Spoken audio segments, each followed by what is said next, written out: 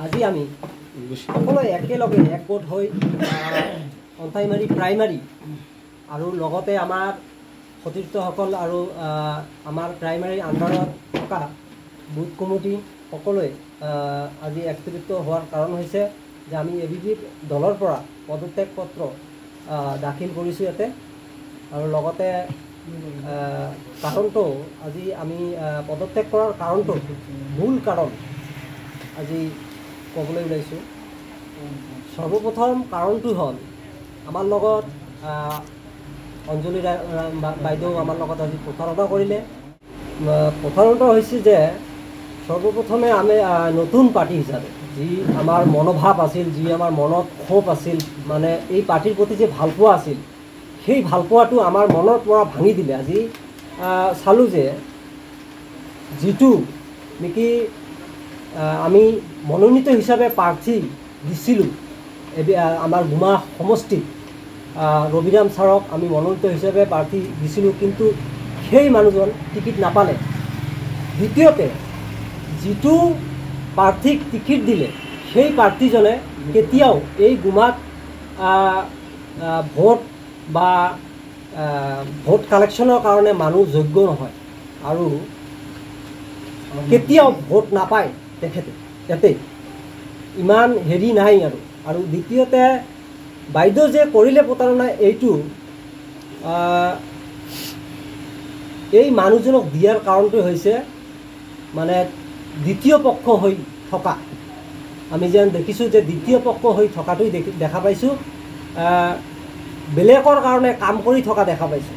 আজি আমি ইমান মৰম চেনেহ কৰি এই সংগঠনটো বা এই দলটো আগবঢ়াই লৈ যাবলৈ আমি বহুত প্ৰয়াস কৰিছোঁ, কিন্তু আমি নোৱাৰিলোঁ, কাৰণ আমাৰ লগত পথাৰত প্ৰতাৰণা কৰিলে বাইদেউ আৰু যিজন প্ৰাৰ্থী এতিয়া মানে ইয়াতে প্ৰদান কৰিলে সেইজন আমাৰ মনোনীত নহয়, কেতিয়াও ইয়াতে মানে ভোট নাপায় বুলি পচন্দনীয় নহয় মানুহজন। সেইকাৰণে আমি আজি এই পদৰ পৰা আমি ৰিজিগনেশ্যন দিব লগা হ'ল। মই ABPৰ গোসাইগাঁও ডিষ্ট্ৰিক্ট গোসাইগাঁও ব্লক কমিটিৰ পৰা আৰু আমাৰ অন্তাইমাৰী প্ৰাইমাৰীৰ পৰা মই জেনেৰেল ছেক্ৰেটাৰী GSA মই আজি পত্ৰখন দাখিল কৰিলোঁ ইয়াতে।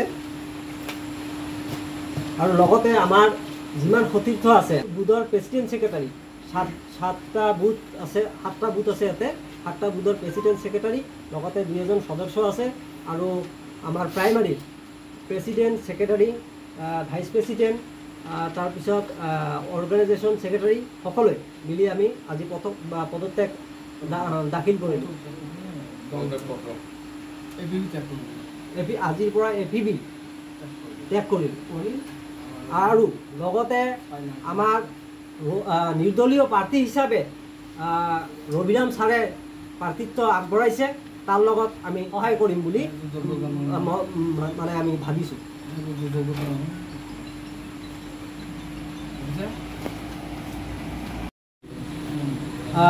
আজি পদত্যাগ কৰাৰ দ্বিতীয় কাৰণটো হৈছে যে আমি যেতিয়া বাইদেউৰ লগত এক্সিকিউটিভ এটা দিছিলোঁ কোকৰাঝাৰত, বাইদেউ আমাক ভাল এটা আশ্বাস দিছিল যে আমি কেতিয়াও কাৰো পক্ষ হৈ বা দ্বিতীয় পক্ষ হৈ কাম নকৰিম বুলি প্ৰতিশ্ৰুতি দিছিল।